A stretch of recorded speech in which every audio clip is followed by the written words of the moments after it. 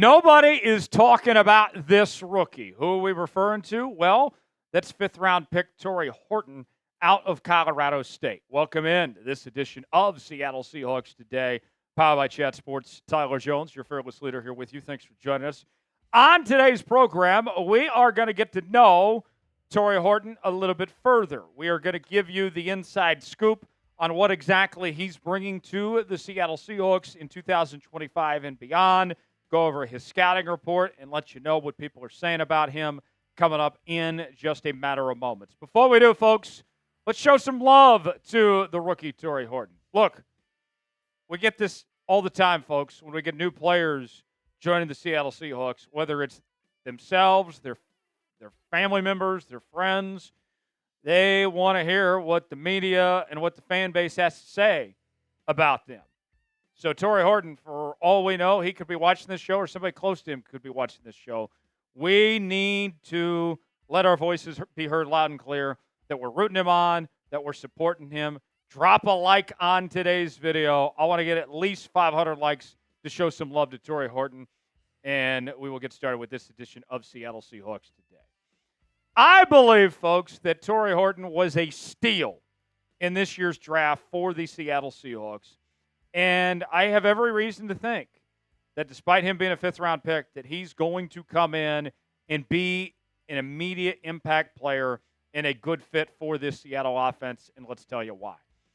Horton, a fifth-round pick out of Colorado State. He was a two-time first-team All-Mountain West selection in 2022 and in 2023. And there was high hopes for him heading into 2024. Shout out Panic at the Disco, as he was named a preseason second-team All-American, but an injury cut his season short. Good news, though, he is fully healthy now and was a participant in the off-season program, and he'll be ready to go when training camp rolls around as far as that goes. Let's take a look at his statistics of what he did in his time in college at Colorado State. He actually began at Nevada, then transferred within the Mountain West Conference to the Colorado State Rams, where he had a pretty solid season in 2021 with Nevada with 52 catches for nearly 700 yards, close to 13 yards of reception, 5 touchdowns.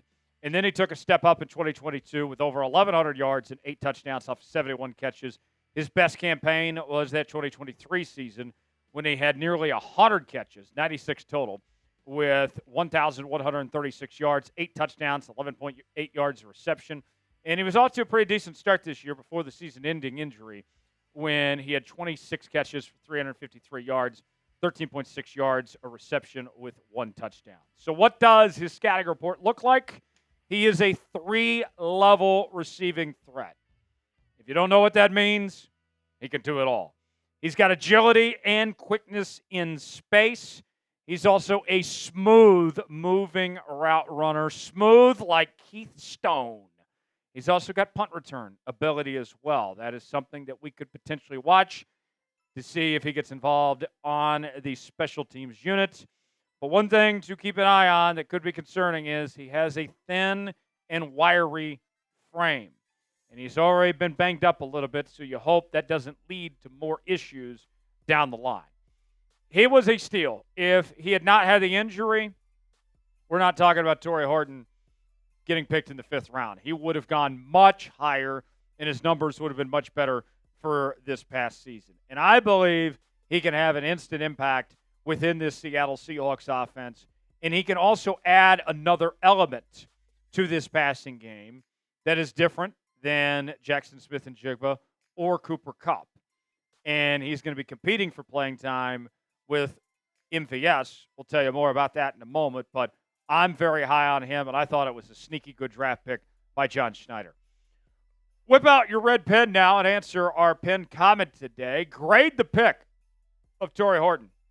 Hindsight being 2020 now that you've had some time since the draft, a couple months now to think about it, how would you rate the pick? A, B, C, D, or F? Weigh in the comment section and let us know. Folks, want to make sure you're subscribed to Seattle Seahawks Today for the latest happenings of your favorite team all year, all off-season, all season long here on the channel, as we bring you our daily news and rumors, sometimes 2 and 3 videos a day. We have our live shows 3 days a week now, Mondays, Wednesdays, and Fridays, We also are bringing you breaking news, Q&A mailbags for the most interactive Seahawks channel around. If you're a diehard 12, you got to be subscribed to the channel. Best part about 100% free. Let's get at least 20 subs off today's video. YouTube.com/SeahawksTV to subscribe now. My grade for the pick was an A. I thought Seattle got incredible value here, getting a player of Tory Horton's caliber when they did. And I know that he was banged up, but the fact that he's fully healthy now, the training wheels come off. He should be someone that can come in right away and help out this Seahawks team. And here's what we're looking at when it comes to his potential of what he could do. He brings athleticism with him.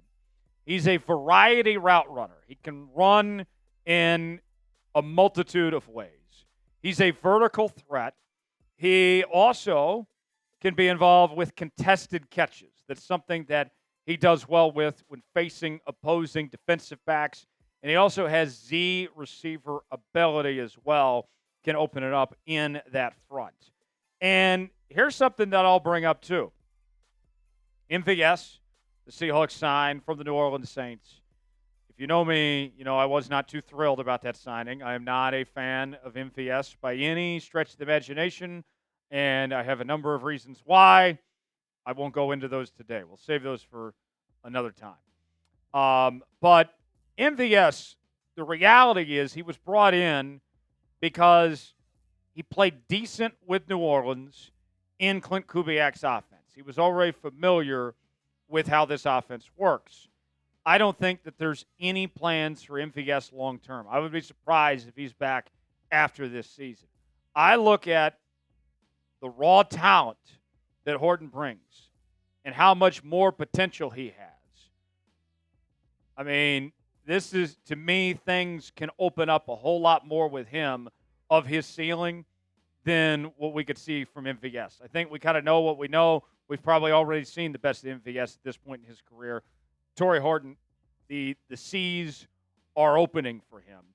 And on top of that, too, he's saying all the right things. He's coming in very motivated with a chip on his shoulder, something to prove as he joins this Seahawks team. He said this shortly after he was drafted by Seattle.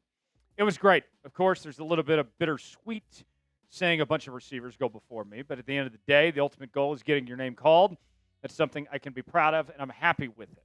For sure, I have some fuel now. I'm ready.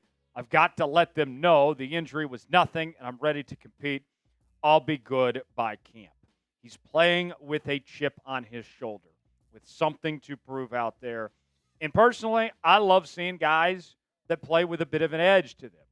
I use this comparison all the time. Michael Jordan, one of the things that made him so spectacular was always finding that little extra motivation, whether it was the pizza guy that pissed him off or if it was Bill Laimbeer on the other side. He always found a way to get fired up.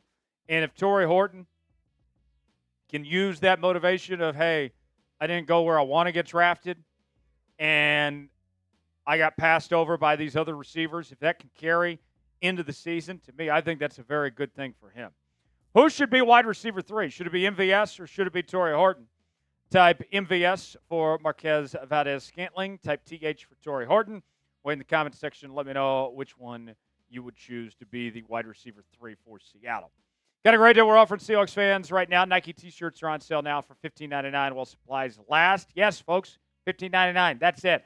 Chatsports.com/SeahawksT to get yours today. We have all sorts of different shapes and sizes available to your liking at that link. We also have other Seahawks merchandise available as well. Go see for yourself now. Chatsports.com/SeahawksT to get yours now. The link is in the comments and the description of today's video. That's chatsports.com/SeahawksT to get yours now. Now, when we compare Horton to MVS, as we dive in a little bit further of why Horton could be that wide receiver 3 as opposed to MVS. For one, Horton offers a speed advantage that MVS does not have. If this is a foot race, Horton is winning every single time, and it's not even close. His 40-yard dash time was a 4.41, which is very, very solid. And with that type of speed and with his size and athleticism, he could fill a vertical threat role immediately for this Seattle Seahawks offense. And Daniel Jeremiah, who does a great job covering the NFL draft for the NFL Network, he, of course, scouts all these players, looks at all their film and their tape, and he said this recently about the fit of Horton in Seattle and what he could potentially offer. Daniel Jeremiah, DJ, said this: the guy can do everything. He can play inside, he can play outside, he's smooth, he's fluid, he can separate. I've never heard any of those things about MVS, folks. He ran a 4.41. He's got just a beautiful flowing change of direction. He can go up and get it. He's got a big catch radius. So, I mean, honestly, my notes read that he's better than 73, which is where he was picked. And that would have been a bargain if they got him there, and they did. So, all in all, kind of wrapping things up here, the only concern for me is health. That's it. I look at what Horton offers when we dissect the stats and the scouting report and all of that. It checks the boxes. It's, can he stay healthy? And can his thin, wiry frame potentially hold up? If it does, then he's in great shape. The talent is there. Now he's just got to execute and make it all happen. And I believe that he can get the job done and be a great fit for the Seattle Seahawks offense for many years to come. Appreciate y'all joining us here on this edition of Seattle Seahawks Today. Subscribe to the channel for continuing coverage, youtube.com/SeahawksTV. I'm Tyler Jones. Thanks for joining us. We'll see you next time.